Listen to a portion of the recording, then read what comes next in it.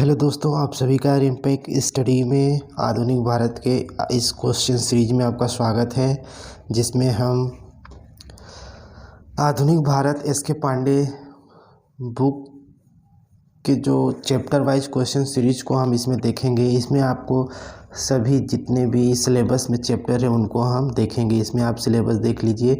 सबसे पहले शुरुआत होती है यूरोपीय कंपनियों के आगमन से शुरू होता है और स्वतंत्रोत्तर युग तक चलता है, जो 1964 तक है। इसमें जितने भी क्वेश्चंस हैं आपको लगातार हम इसकी वीडियो प्रोवाइड कराते रहेंगे। तो इसमें आपको दिख रहा होगा 12 चैप्टर है। इसमें हम चैप्टर वाइज हम देखते चलेंगे और सभी चैप्टर को हम ख़त्म करेंगे। इसको हम पार्ट वाइज करेंगे। क्वेश्चन तो आपको अगर पूरा करा दूंगा तो समथिंग आपको 2000 के समथिंग क्वेश्चन आपको मिलेंगे। तो आपको करना क्या है, आपको बस चैनल को सब्सक्राइब करके वीडियो को लाइक कर देना है और एक अच्छा सा कमेंट करना है। बस इतना ही आपको करना है। तो वीडियो शुरू करते हैं। आज अभी अध्याय 1 चलेगा, जिसमें यूरोपीय कंपनियों का आगमन का क्वेश्चन नंबर हम देखते हैं। तो सबसे पहला क्वेश्चन है, कौन यूरोपीय व्यापारी सर्वप्रथम भारत में आया था? तो अंग्रेज, पुर्तगाली, डच और फ्रांसीसी। तो इसमें हम देख लेते हैं अंग्रेज़ कब आया। अंग्रेज़ आए थे दोस्तों 1600 में आए थे। पुर्तगाली कब आए थे? 1498 में आए थे। डच कब आए थे? डच आए थे आपके 1595-96 कुछ भी बोल लीजिए, 1595-96 आपको मिलेगा, तो 1595 मान सकते हैं। फ्रांसीसी 1664 में आए थे। तो सबसे पहले कौन इसमें होगा? 1498, 17 मई 1498 में कहाँ आए थे ये? कालीकट के कपकड़ाबू नामक स्थान पर ये सर्वप्रथम आए थे। क्वेश्चन नंबर 2 देखते हैं। फ्रांसीसियों का प्रभुत्व भारत में किस युद्ध के उपरांत समाप्त हो गया?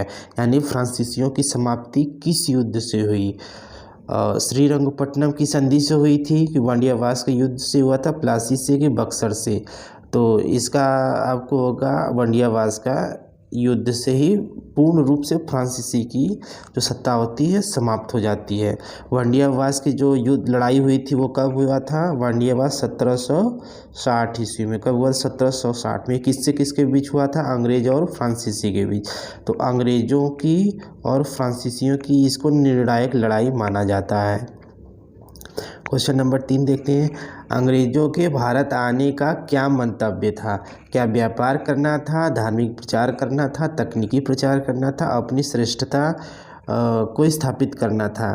तो अंग्रेज़ यहाँ पर व्यापार करने आए थे। किस लिए आए थे? व्यापार करने के लिए। सबसे पहले वो व्यापार के ही मकसद से आए हुए थे।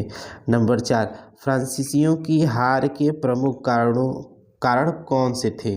क्या पांडिचेरी का सामरिक स्थल का न होना, अंग्रेजी नौसेना का सुदृढ़ होना, डुप्ले का एक अयोग्य सेनापति होना, अंग्रेजों में उत्साह का अधिक होना? तो सबसे पहले आप कुछ मैं हार के कारण आपको बता दे रहा हूँ, तो उसे आप समझ जाएंगे। देखिए सॉरी, फ्रांसीसी की जो कंपनी थी, अंग्रेजी कंपनी की अपेक्षा स्वतंत्रता इनमें कम थी। ये निर्णय अपने आप से नहीं ले सकते थे। इनको निर्णय फ्रांसीसी की सरकार से अप्रूवल कराना पड़ता था। तो यानी क्या हो गया? फ्रांसीसी कंपनी का स्वतंत्र न होना। फ्रांसीसी कंपनी का आर्थिक रूप से जो फ्रांस पर डिपेंड हो, यानी फ्रांस की सरकार पर इनको आर्थिक रूप से डिपेंड रहना पड़ता था। जैसे अंग्रेज उस समय तक क्या हो गए थे? समुद्र में श्रेष्ठ शक्ति के रूप में उभर चुके थे। फ्रांसीसी की जो धार्मिक कट्टरता भी इसका इनकी हार का एक प्रमुख कारण था। अंग्रेजी नौसेना का अधिक सुदृढ़ होना, डुप्ले को वापस बुला लेना, ये ऐसे प्रमुख कारण थे। तो इसमें आपको कौन से हैं? अंग्रेजी नौसेना का सुदृढ़ होना, बी हो जाएगा। कौन सा हो जाएगा? बी, अंग्रेजी नौसेना का सुदृढ़ होना। क्वेश्चन नंबर 5 देख लेते हैं। जेम्स प्रथम का राजदूत जो जहांगीर के दरबार में आया था, तो सर टॉमस रो आया था। कौन आया था जहांगीर के दरबार में? सर टॉमस रो आया था। कर्नाटक के युद्ध किस किस के बीच हुआ था? क्या अंग्रेज फ्रांसीसी के बीच हुआ था, या फ्रांसीसी चीन, फ्रांसीसी पुर्तगाल, अंग्रेज मराठा? तो यह अंग्रेज और फ्रांसीसी के बीच हुआ था। अंग्रेज़ों को बम्बई कैसे मिला? पुर्तगालियों को हराकर मिला था, विवाह में दहेज के रूप में, मुगल सम्राट संधि करके, मराठों से उपहार के रूप में। तो अंग्रेजों को बम्बई विवाह में दहेज के रूप में मिला था। क्वेश्चन नंबर 8 देखते हैं। वंड्यावास की लड़ाई अंग्रेजों के साथ किसके संबंध के लिए महत्वपूर्ण थी? क्या वंड्यावास की लड़ाई डच से संबंधित थी? सबसे पहला क्वेश्चन वही था। पुर्तगाली, फ्रांसीसी, मराठे। तो जो वंड्यावास की जो लड़ाई थी यह किससे संबंधित थी? किसका अस्तित्व खत्म हो गया था? फ्रांसीसियों का अस्तित्व खत्म हो गया था, तो फ्रांसीसी हो जाएगा। पुर्तगालियों के विरुद्ध शाहजहां ने किस नगर का घेरा डाला था?